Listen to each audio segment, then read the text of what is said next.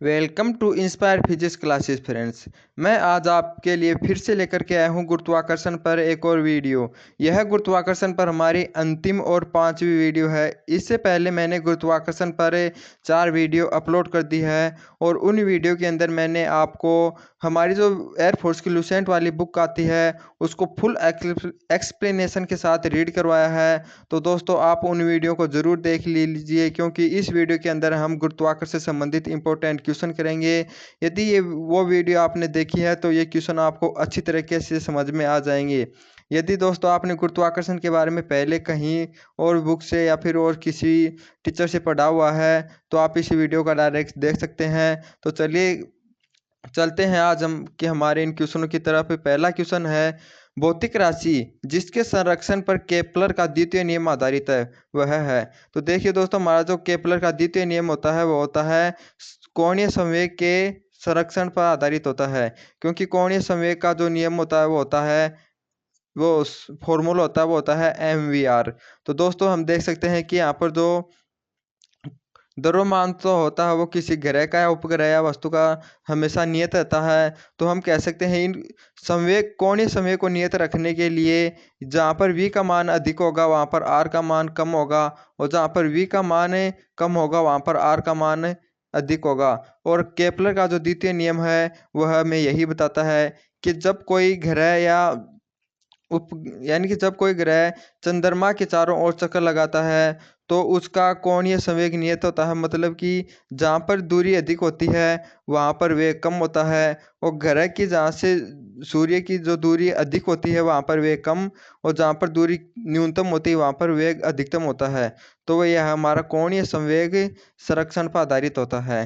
अब है अगला, केपलर का द्वितीय नियम के अनुसार सूर्य को किसी ग्रह से मिलाने वाली रेखा समान समयांतराल में समान क्षेत्रफल तय करती है, वह परिणाम के निम्न के संरक्षण का है। तो देखिए यहाँ पर भी केपलर का द्वितीय नियम ही है, और केपलर के द्वितीय नियम को हम क्षेत्रफल का नियम भी कहते हैं, जिसकी डेफिनेशन ये भी होती है, यानी कि जो ग्रह या उपग्रह होता है सूर्य के चारों ओर ग्रह जब चक्कर लगाता हुआ है समान समय के अंदर समान क्षेत्रफल की दूरी तय करता है। यानी कि जो रेखा होती है वह है समान समय में समान क्षेत्रफल तय करती है। यदि टी समय में यह यहाँ से यहाँ पर आएगी तो टी समय में यह यहाँ से यहाँ पर ही आएगी, क्योंकि ये जो क्षेत्रफल है और ये वाला ये समान होता है। और ये यहाँ पर कोणीय संवेग संरक्षण पर आधारित होता है, क्योंकि यहाँ पर दूरी अधिक होने के कारण वेग कम होगा तो यह इतनी ही दूरी चल पाएगा, और यहाँ पर दूरी कम होने के कारण वेग अधिक होगा तो यह इतनी दूरी तय कर जाएगा। तो दोस्तों यह कोणीय संवेग संरक्षण पर आधारित होता है, तो इसका राइट आंसर जाएगा ऑप्शन नंबर डी। अब है अगला क्वेश्चन, सार्वत्रिक गुरुत्वीय नियतांक का मान निर्भर करता है। तो देखिए सार्वत्रिक जो गुरुत्वीय नियतांक होता है दोस्तों उसका मान हमेशा नियत होता है, और वो होता है 6.67 इंटू 10⁻⁻11। तो दोस्तों इसका मान हमेशा ही नियत होता है, तो हम कह सकते हैं यह किसी पर भी निर्भर नहीं करता, और इसका राइट आंसर हो जाएगा ऑप्शन नंबर डी। दोस्तों कई बार इसका मात्रक भी पूछ लिया जाता है, इसका मात्रक होता है न्यूटन मीटर स्क्वायर पर केजी स्क्वायर। ये इसका मात्रक होता है, और ये इसका मान ये पूरा ही होता है।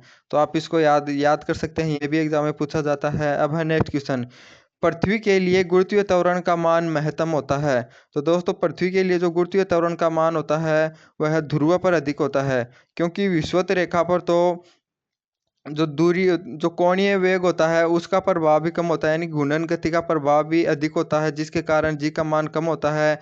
और जो यहाँ पर जो त्रिज्या होती है पृथ्वी की वो विषुवत रेखा पर अधिक होती है और ध्रुव पर कम होती है, तो इस कारण भी जो जी का मान है वह ध्रुव पर अधिक होता है।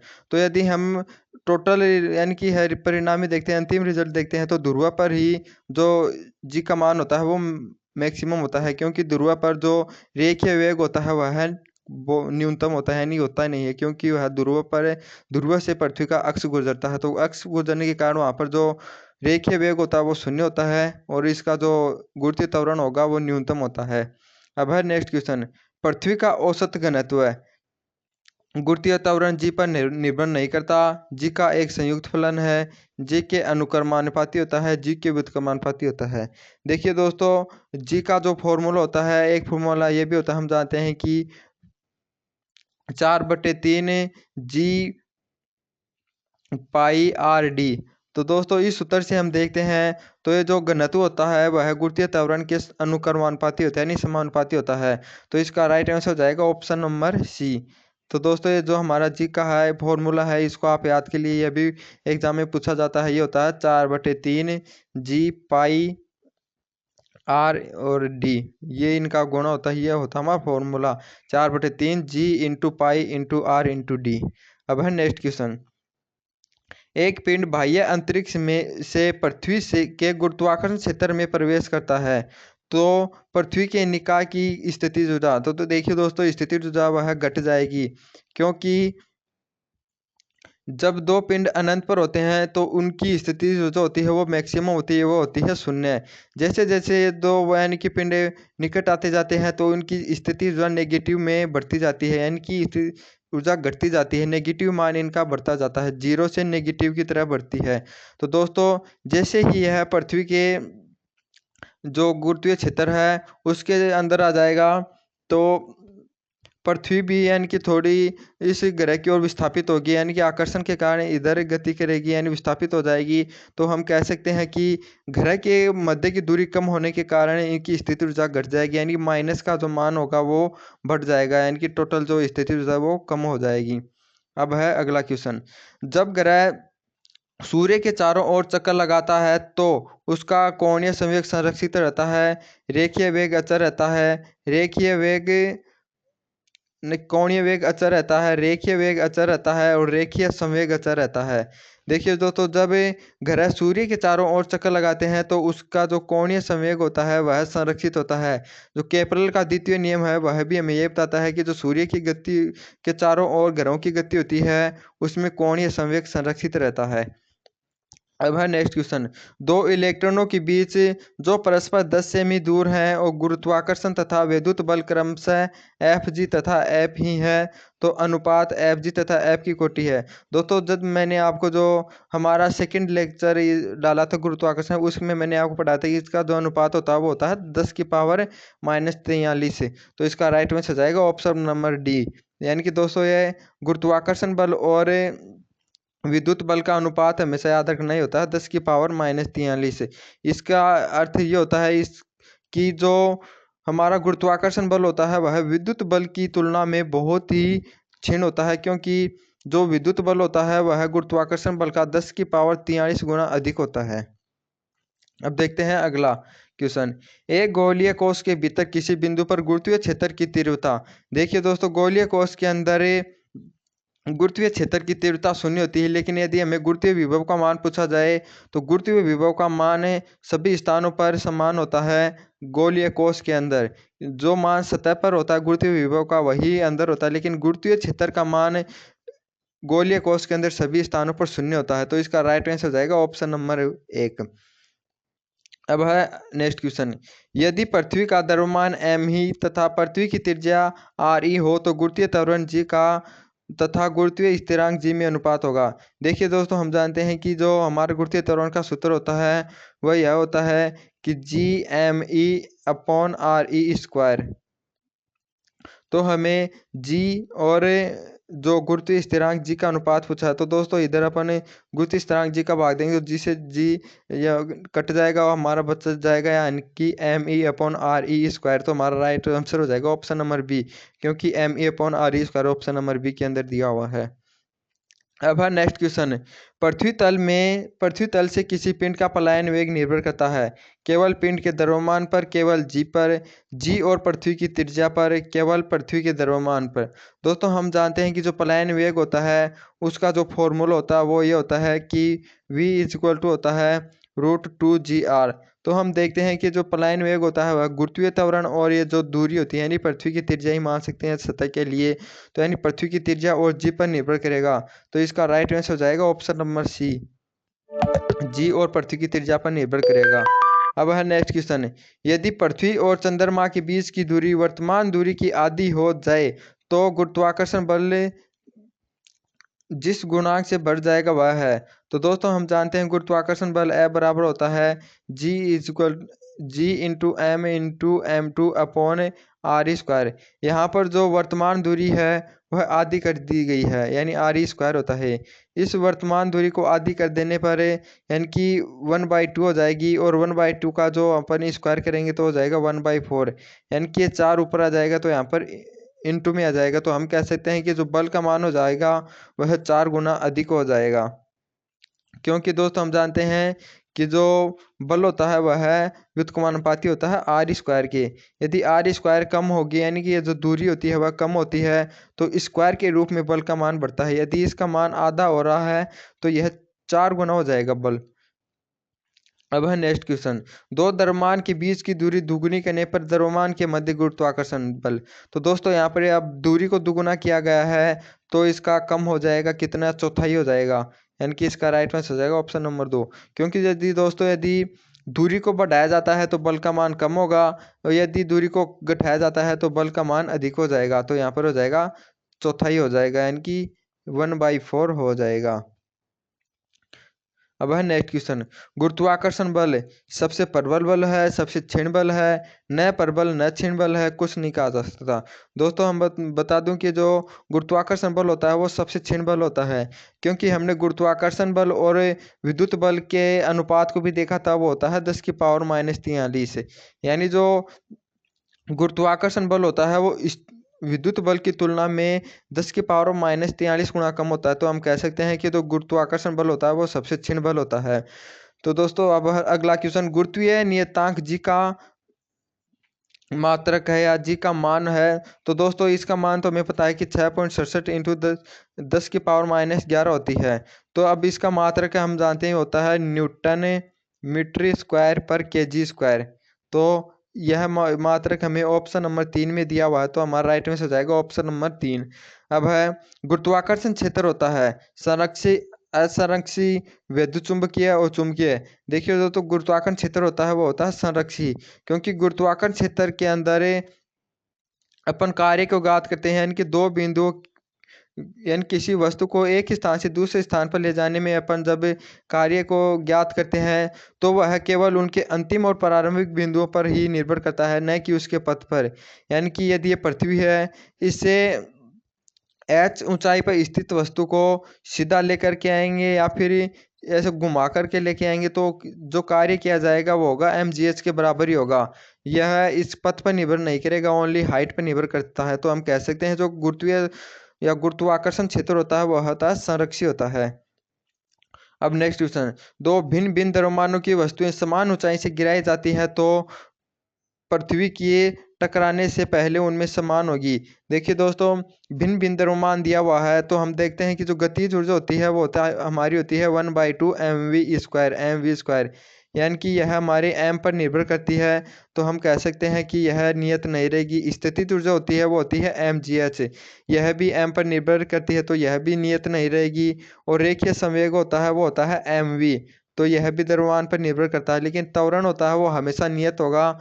तो हम कह सकते हैं कि भिन्न भिन्न द्रव्यमान की समान वस्तुओं, भिन्न भिन्न द्रव्यमान की समान वस्तुएं हैं, उनको समान ऊंचाई से गिराने पर पृथ्वी से टकराने से पहले उसका त्वरण होगा वह नियत होगा, क्योंकि त्वरण द्रव्यमान पर निर्भर नहीं करता। और यह किसी ग्रह के लिए या अन्य किसी पिंड के लिए नियत होता है, यानी पृथ्वी के लिए इसका मान होता है 9.8, यानी यह उसके द्रव्यमान पर निर्भर नहीं करेगा। अब है नेक्स्ट क्वेश्चन, यदि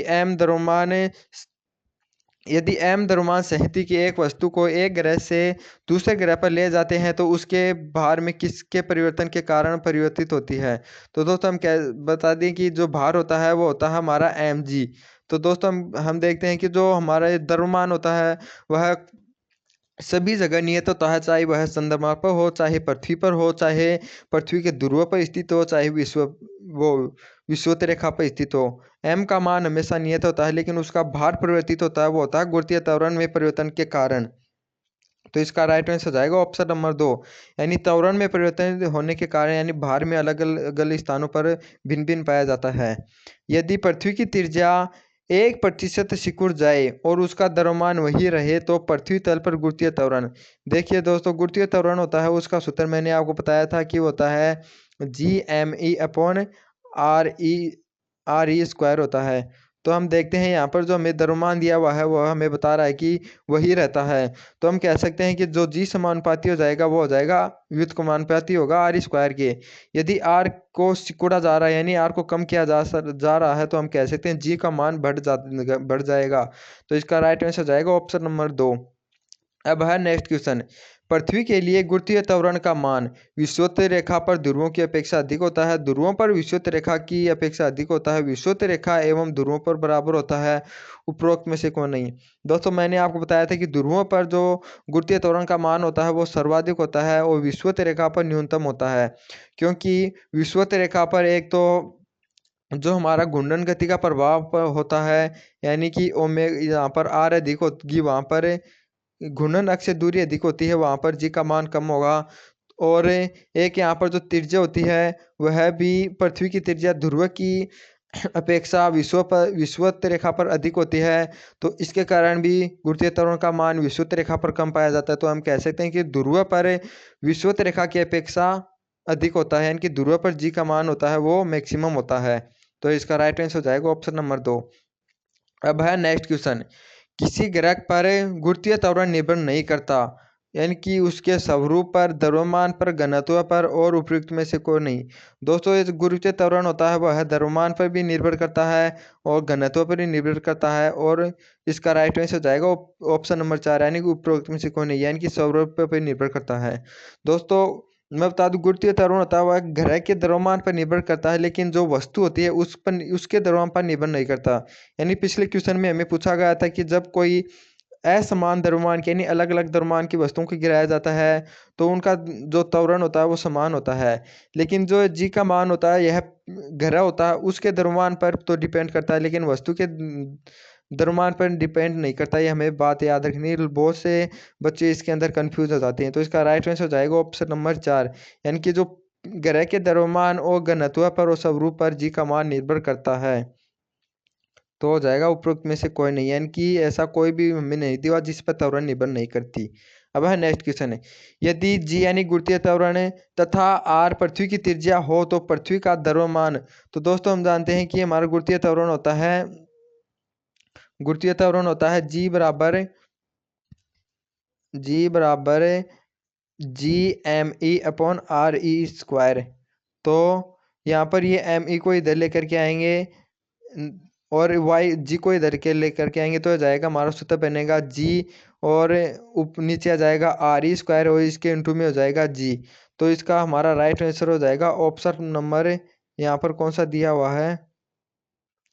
तो दोस्तों इस क्वेश्चन का राइट आंसर हो जाएगा ऑप्शन नंबर, इस क्वेश्चन का राइट ऑप्शन नंबर 4। क्योंकि दोस्तों हम जानते हैं इसका सूत्र होता है जी बराबर होता है M E G into M E upon R E square. तो ये जो जी को इधर लेकर के आएंगे तो इसके डिवाइड में हो जाएगा आर ई हो जाएगी, यही इसके इंटू में हो जाएगा। तो ये हो जाएगा जी are E square upon ji. Sorry तो इसका आंसर ये नहीं होगा, इसका राइट आंसर होगा ऑप्शन नंबर 1, क्योंकि आर ई स्क्वायर होगा वह इसके इंटू में आएगा, जी के में यह इंटू में दिया हुआ है और यह एम ई के जो इंटू में है यहाँ पर आकर के इस तरफ डिवाइड में आ जाएगा। तो इसका राइट आंसर होगा ऑप्शन नंबर 1। अब है नेक्स्ट क्वेश्चन है। यदि किसी ग्रह की त्रिज्या आधी हो जाए जबकि द्रव्यमान अपरिवर्तित रहे तो जी का मान हो जाएगा। दोस्तों वही है, यानी कि जी का मान भी आर स्क्वायर के व्युत्क्रमानुपाती होता है। यदि त्रिज्या आधी हो रही है तो त्वरण का मान 4 गुना हो जाएगा। जो हमने बल के लिए क्वेश्चन किया था वो का वो क्वेश्चन है। अब है निम्न में से कौन सा सूत्र सही है। दोस्तों मैंने बताया था कि गुरुत्वीय त्वरण का एक और सूत्र होता है, वो होता है जी बराबर 4/3 पाई आर जी इंटू डी। तो हमारा इसका राइट आंसर हो जाएगा ऑप्शन नंबर 2। अब है नेक्स्ट क्वेश्चन। यदि R1 व R2 त्रिज्या के दो ग्रह का घनत्व D1 व D2 है तो गुरुत्वीय त्वरण का अनुपात होगा। देखिए दोस्तों गुरुत्वीय त्वरण जी होता है वह आर और घनत्व के यानी कि दूरी और त्रिज्या और घनत्व के गुणनफल के समानुपाती होता है। तो इन दोनों का अनुपात हो जाएगा R1D1 अपॉन R2D2।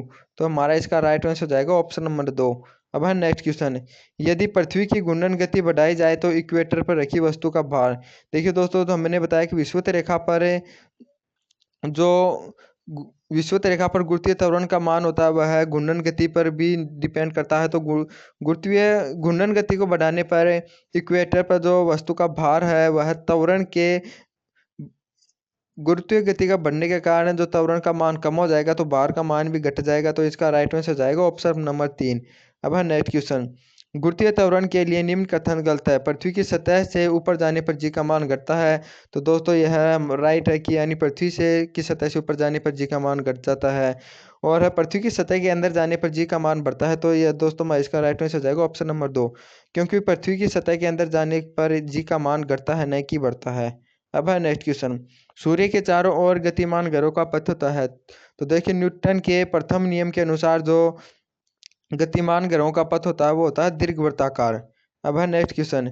दो सामान्य उपग्रह पृथ्वी के चारों ओर एक ही वर्तीय कक्षा में परिक्रमण कर रहे हैं। यदि पृथ्वी में से कौन सी राशि संरक्षित रहेगी? दोस्तों केपलर के द्वितीय नियम के अनुसार कोणीय संवेग वह संरक्षित रहता है। ये मैंने आपको बता दिया है पहले भी, इससे पहले 3 क्वेश्चन इसी पर आधारित हो चुके हैं। अब है नेक्स्ट क्वेश्चन।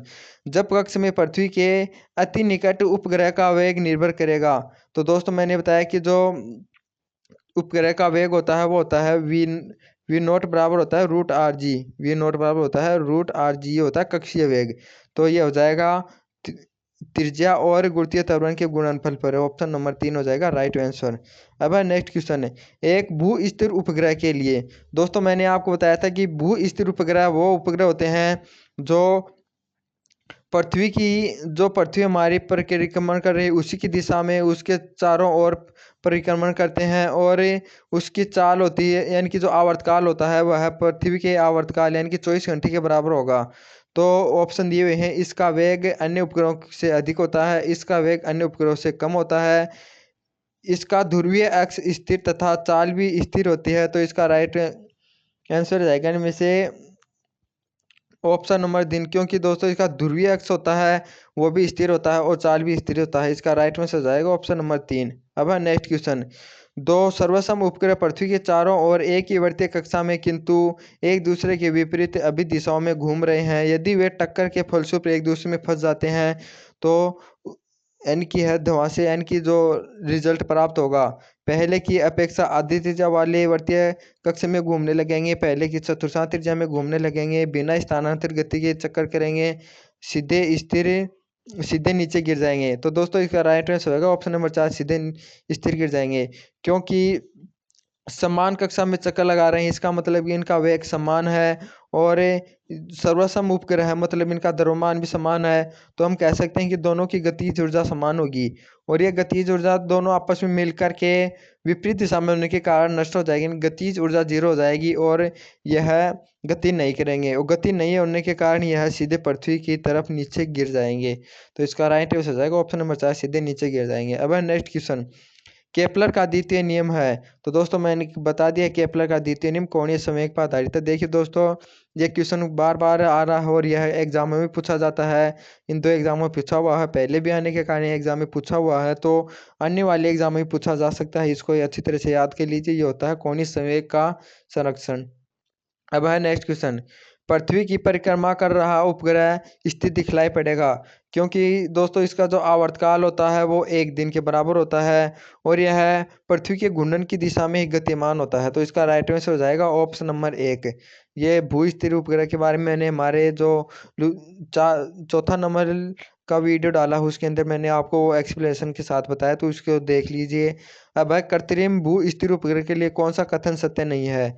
पृथ्वी के चारों ओर भूमध्य तल में परिक्रमण करता है। दोस्तों यह बात बिल्कुल सही है। जो भू स्थिर ग्रह होते हैं वह विषुवत रेखा के जो विषुवत रेखा होती है उसी के तल में परिभ्रमण करते हैं। अगला क्वेश्चन है पृथ्वी के चारों ओर वृहद वर्त में परिक्रमण करते हैं। अगला है 24 घंटे के आवर्तकाल के साथ पृथ्वी के परिभ्रमण करते हैं। 8 किलोमीटर प्रति सेकंड के वेग से पृथ्वी का परिभ्रमण करते हैं।